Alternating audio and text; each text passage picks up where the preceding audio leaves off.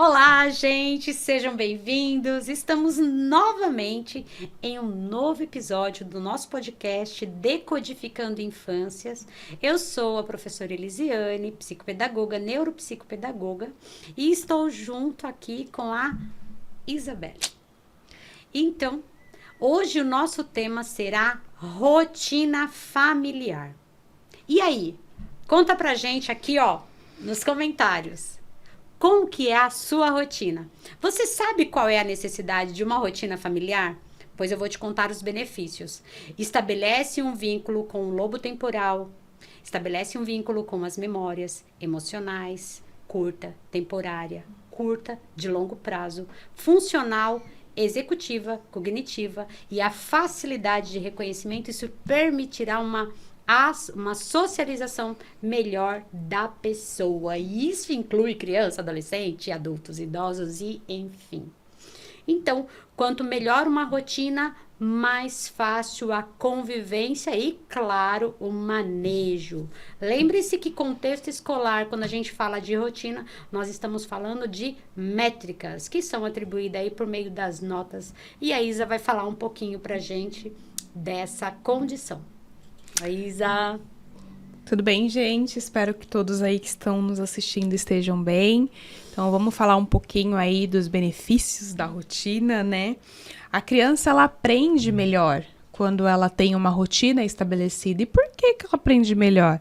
Porque ela entende qual é o próximo passo. Então, aquelas crianças que têm uma questão relacionada com a insegurança, com a ansiedade, isso tende a ficar mais controlado, porque eu não tenho que me preocupar com o que virá depois, porque eu já sei o que virá depois. Então, isso faz com que a criança tenha ali uma atenção direcionada para o que realmente importa, que é aquilo que ela está aprendendo, e não... Ai, meu Deus, e o que vem depois dessa atividade? Né? Ela já tem essa compreensão. É um medo a menos, é um pensamento a menos na cabecinha dela. Vai melhorar o nível atencional dessa criança. A gente trabalha muito essa questão com os autistas, por exemplo, né? Os autistas, eles têm aí uma rotina muito mais clara e estabelecida, muito mais previsível por N questões. E aí a gente também trabalha essa questão dos sentimentos, dos pensamentos. Mas como assim? Agora mudou tudo, né? Outro... Quer falar, Elis? Sim. Quando a gente fala dessa condição de pensamentos, de sentimentos, de emoções manifestas e até de sensações, Isa, a gente está falando muitas vezes de pensamento automático, sabe? Então, se a gente está falando de uma pessoa com um pensamento automático, um pensamento intrusivo, a gente está falando basicamente de uma pessoa que vai ter comportamentos aí impulsivos.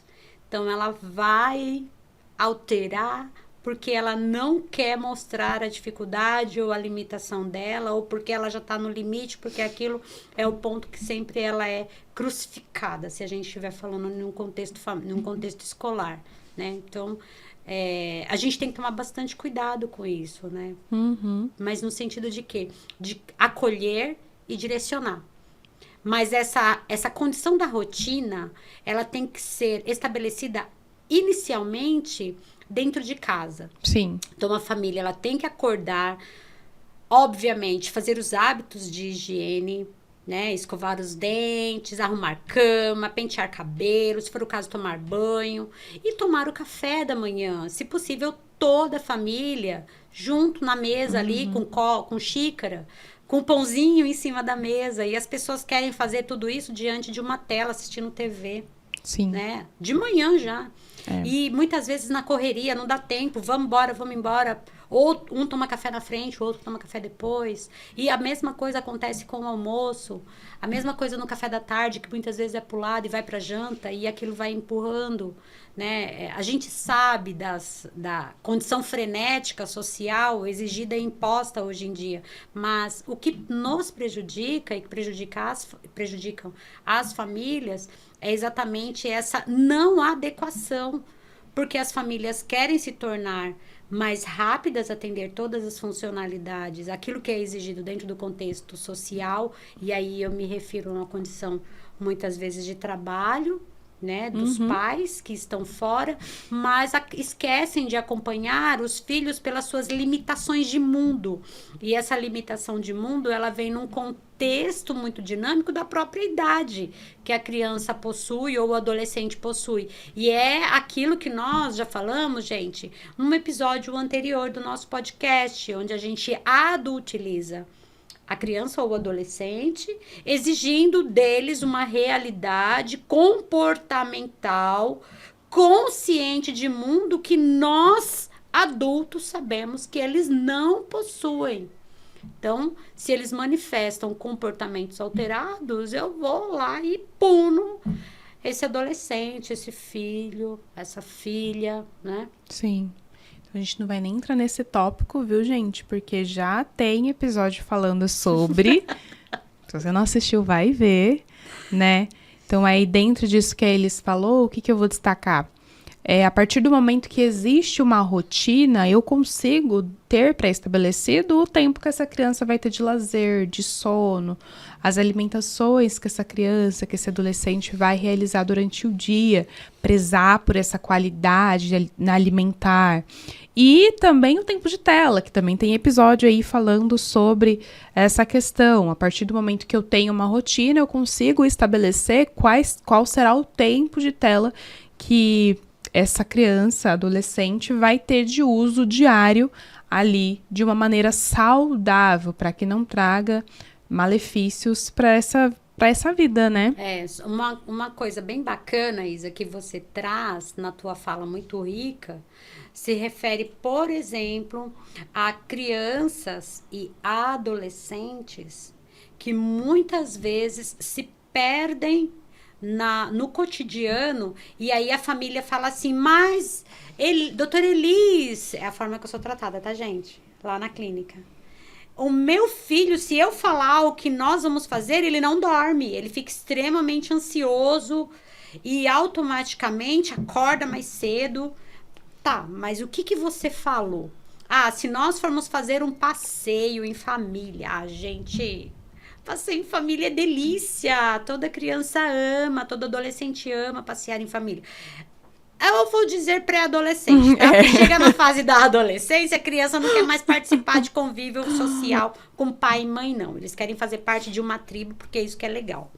Mas para as crianças, se eu falar que ele irá passear, eu terei primeiro que cumprir. Segundo, eu, dependendo do nível de ansiedade, talvez essa criança tenha problemas para dormir. Por isso que ele vai acordar mais cedo, vai ficar mais incomodado, pode ter até alteração gastrointestinal.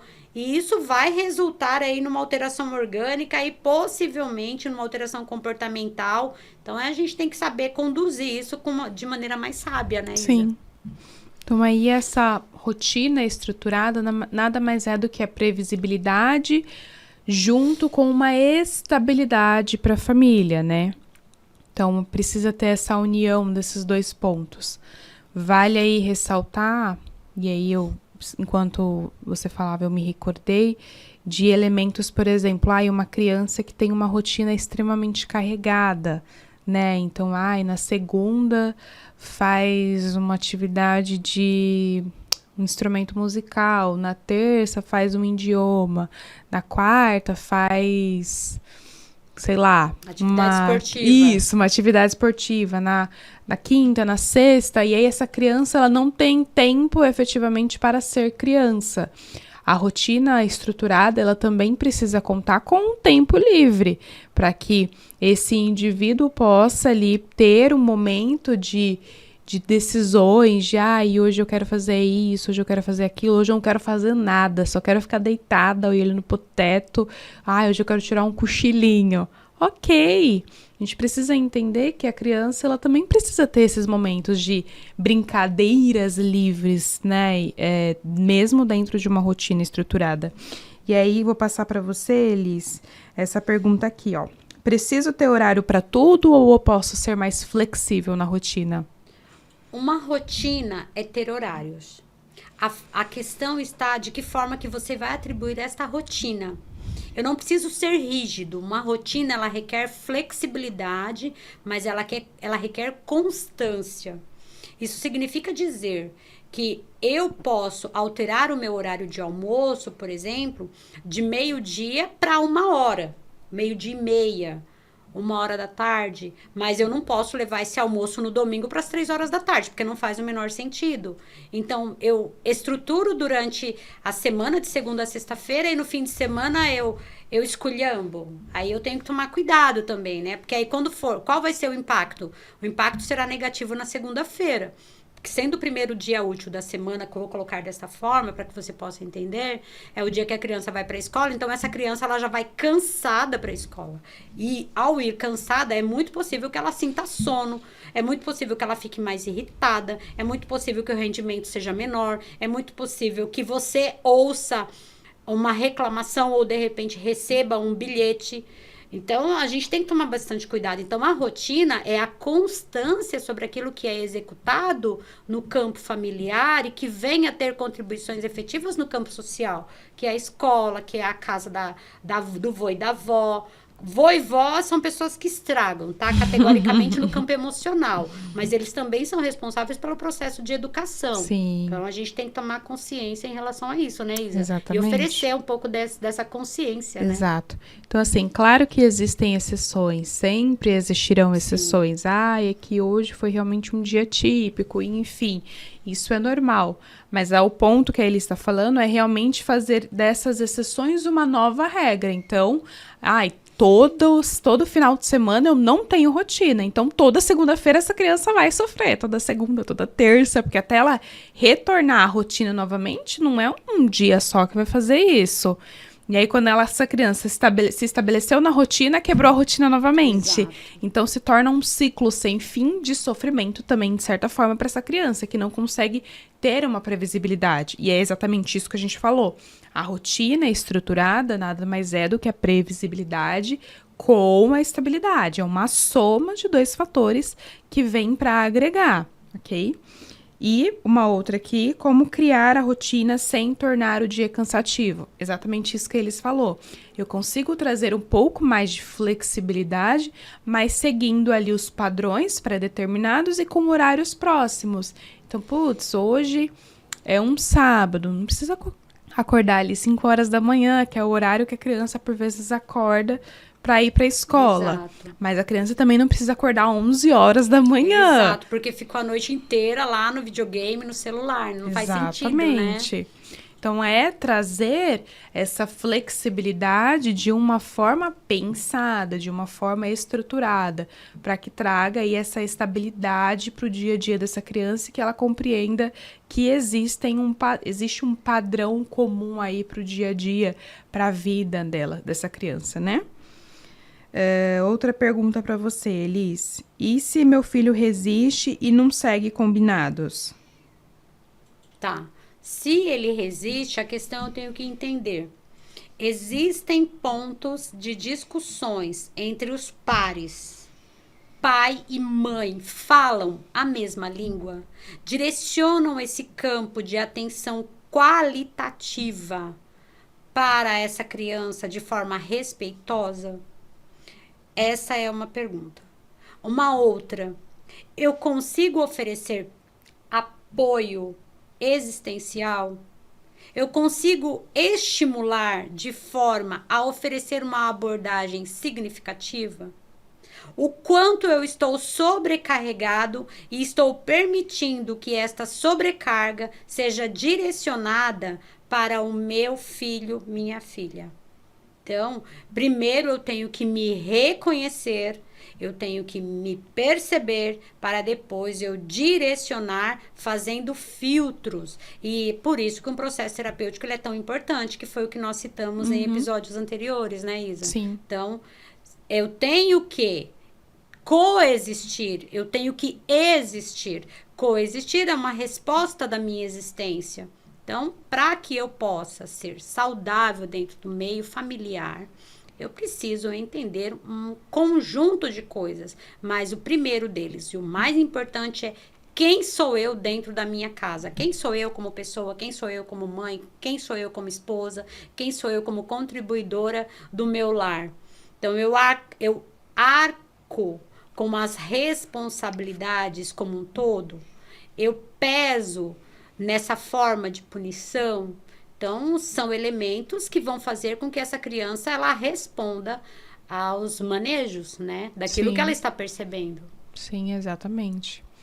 E aí a gente entra como, por exemplo, como exemplo de benefício de uma rotina, a autonomia, né? Então, a gente vê lá na clínica casos de, ai, meu Deus, eu tenho que ficar lá enchendo o saco do meu filho para ele tomar banho, para ele fazer lição, tarará, tarará.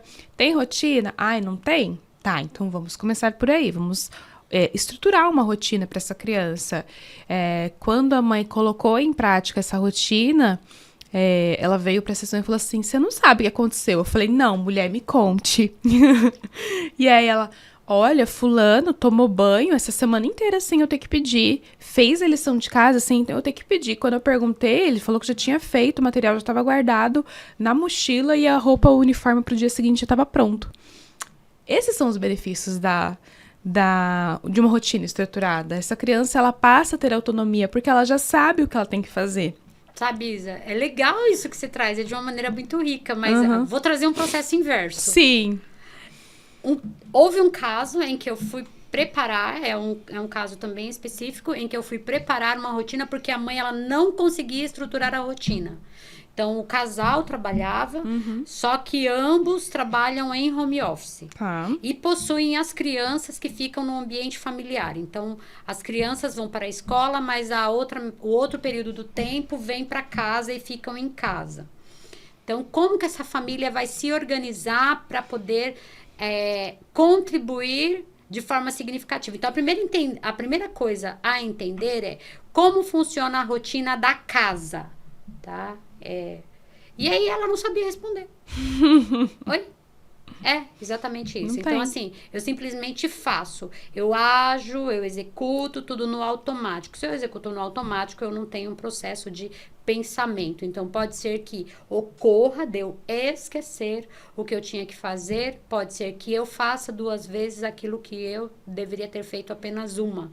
E eu acabe estourando com o outro sem ter necessidade, porque estou me sentindo sobrecarregada. Então, a divisão de tarefas entre pai e mãe é essencial. A gente não está falando de divisão no sentido de afastamento, mas no sentido de acolhimento, de respeito à responsabilidade que deve ser cumprida tanto no âmbito profissional quanto no âmbito familiar.